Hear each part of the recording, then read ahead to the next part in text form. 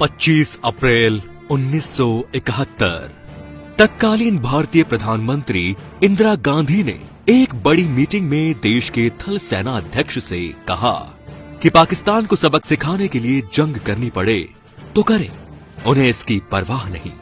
इंदिरा गांधी को ऐसा इसलिए कहना पड़ा था क्योंकि उस वक्त भारत के पूर्व में बसा पाकिस्तान का वो हिस्सा जिसे अब बांग्लादेश कहा जाता है, वहां ऐसा कुछ हो रहा था जिसका सीधा असर भारत पर पड़ रहा था। पाकिस्तान की सरकार और सेना पूर्वी पाकिस्तान में रहने वाले अपने ही देश के लोगों पर जुल्म कर रही थी, बेगुनाह लोगों की हत्या कर रही थी, और ये सब सिर्फ इसलिए क्योंकि पूर्वी पाकिस्तान के लोग पाकिस्तान की सेना के जुल्म के खिलाफ आवाज उठा रहे थे। उनकी आवाज दबाने के लिए पाकिस्तान ने पूर्वी पाकिस्तान में नरसंहार शुरू कर दिया था। अपनी जान बचाने के लिए लोग वहां से भागने लगे। ये शरणार्थी पूर्वी पाकिस्तान की सीमा से लगे भारतीय राज्यों में पहुंच गए। पूर्वी पाकिस्तान के करीब 10 लाख लोग भारत में शरणार्थी बनकर आ गए। भारत के प्रधानमंत्री होने के नाते इंदिरा पर इस बात का दबाव बढ़ रहा था कि वो जल्द से जल्द इस मसले का हल निकाले और जरूरी कार्रवाई करे।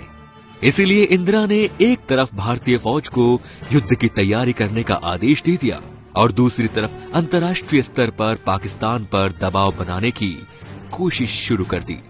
पूर्वी पाकिस्तान यानी आज के बांग्लादेश में हालात बद से बदतर होते जा रहे थे। वहां police, paramilitary force, East Bengal regiment और ईस्ट पाकिस्तान राइफल्स के बंगाली सैनिकों ने पाकिस्तानी फौज के खिलाफ बगावत कर खुद को आजाद घोषित कर दिया था। ये लोग भारत से मदद की उम्मीद कर रहे थे। भारत की तरफ से वहां के लोगों को फौजी ट्रेनिंग दी जाने लगी, जिससे वहां मुक्ति वाहिनी सेना का जन्म हुआ। वहीं पाकिस्तान चीन और अमेरिका के दम पर लगातार भारत को उकसा रहा था। नवंबर के आखिरी हफ्ते में पाकिस्तान के विमानों ने बार बार भारतीय हवाई सीमा में दाखिल होना शुरू कर दिया। इस पर भारत की तरफ से पाकिस्तान को चेतावनी दी गई, लेकिन बजाय संभलने के पाकिस्तानी राष्ट्रपति याह्या खान ने 10 दिन के अंदर युद्ध की धमकी दे डाली। पाकिस्तान को उस वक्त यह अंदाजा भी नहीं था कि भारतीय सेना पहले ही अपनी तैयारी शुरू कर चुकी है। इंदिरा के इरादे पक्के थे, युद्ध का माहौल बनता जा रहा था।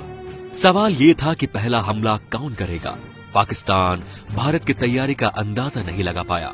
3 दिसंबर 1971 को पाकिस्तानी विमानों ने भारत के कुछ शहरों पर बमबारी करने की गलती कर दी। हमले की खबर मिलते ही इंदिरा सीधे मैप रूम पहुंची, जहां उन्हें हालात का ब्यौरा दिया गया।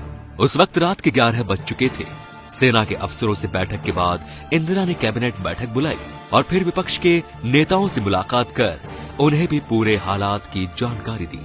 आधी रात हो चुकी थी जब इंदिरा ने ऑल इंडिया रेडियो के जरिए पूरे देश को संबोधित किया। हम समझते हैं कि केवल हम भारत के लिए नहीं लड़ रहे हैं, केवल अपने उसूलों के लिए नहीं लड़ रहे हैं। हम आज सारे दुनिया में जो दबे हैं, सारे दुनिया में जो वर्षों से, आज के नहीं, जो सदियों से दबाए गए हैं, चाहे वो अपने दबाएपन को न पहचान सके, वो अपनी गुलामी को नहीं पहचान सके, लेकिन हम पहचानते हैं और हम जानते हैं कि उससे आज हम नहीं लड़ेंगे तो यही धक्का हमको लगेगा। इंदिरा ने भारतीय सेना को ढाका की तरफ बढ़ने का हुक्म दे दिया। वहीं भारतीय वायुसेना ने पश्चिमी पाकिस्तान के अहम ठिकानों और हवाई अड्डों पर बम बरसाने शुरू कर दिए। भारत की तीनों सेनाओं ने पाकिस्तान की जबरदस्त नाकेबंदी की थी। 3 दिसंबर के हमले का जवाब भारत ने ऑपरेशन ट्राइडेंट शुरू करके दिया। 4 दिसंबर 1971 को ऑपरेशन ट्राइडेंट शुरू हुआ। भारतीय नौसेना ने भी युद्ध के 2 मोर्चे संभाल रखे थे। एक था बंगाल की खाड़ी में समुद्र की ओर से पाकिस्तानी नौसेना को टक्कर देना और दूसरा पश्चिमी पाकिस्तानी सेना का मुकाबला करना। 5 दिसंबर को भारतीय नौसेना ने कराची बंदरगाह पर जबरदस्त बमबारी कर पाकिस्तानी नौसैनिक मुख्यालय को तबाह कर दिया। पाकिस्तान पूरी तरह घिर चुका था। इसी बीच इंदिरा ने बांग्लादेश को मान्यता देने का ऐलान कर दिया।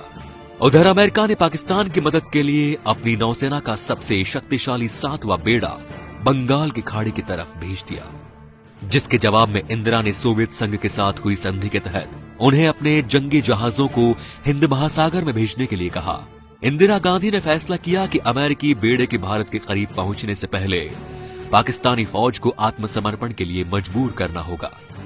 जिसके बाद थल सेना अध्यक्ष जनरल सैम मोनेकशॉ ने तुरंत पाकिस्तानी फौज को आत्मसमर्पण की चेतावनी जारी कर दी।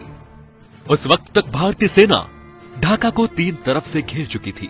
14 दिसंबर को भारतीय सेना ने ढाका में पाकिस्तान के गवर्नर के घर पर हमला कर दिया। उस वक्त वहां पाकिस्तान के सभी बड़े अधिकारी गुप्त मीटिंग के लिए इकट्ठा हुए थे। इस हमले से पाकिस्तानी फौज के हौसले पस्त हो गए। जनरल नियाजी ने तुरंत युद्ध विराम का प्रस्ताव भिजवा दिया, लेकिन भारतीय थल सेना अध्यक्ष सैम मोनेकशॉ ने साफ कर दिया था कि अब युद्ध विराम नहीं बल्कि सरेंडर होगा। पाकिस्तानी कमांडर नियाजी ने पहले लेफ्टिनेंट जनरल अरोड़ा के सामने सरेंडर के कागज पर दस्तखत किए और फिर अपने बिल्ले उतारे। सरेंडर के प्रतीक के तौर पर नियाजी ने अपना रिवॉल्वर जनरल अरोड़ा के हवाले कर दिया। पाकिस्तान के सरेंडर के साथ ही प्रधानमंत्री इंदिरा गांधी ने ये ऐलान कर दिया। भारत ने सिर्फ 14 दिन में पाकिस्तानी फौज को हथियार डालने के लिए मजबूर कर दिया और इस तरह इंदिरा ने पाकिस्तान को तोड़ दिया, उसके 2 टुकड़े कर दिए। तो दोस्तों, ये वीडियो कैसा लगा हमें कमेंट करके जरूर बताएं और अगर वीडियो पसंद आया तो प्लीज इसे शेयर भी जरूर करें। धन्यवाद।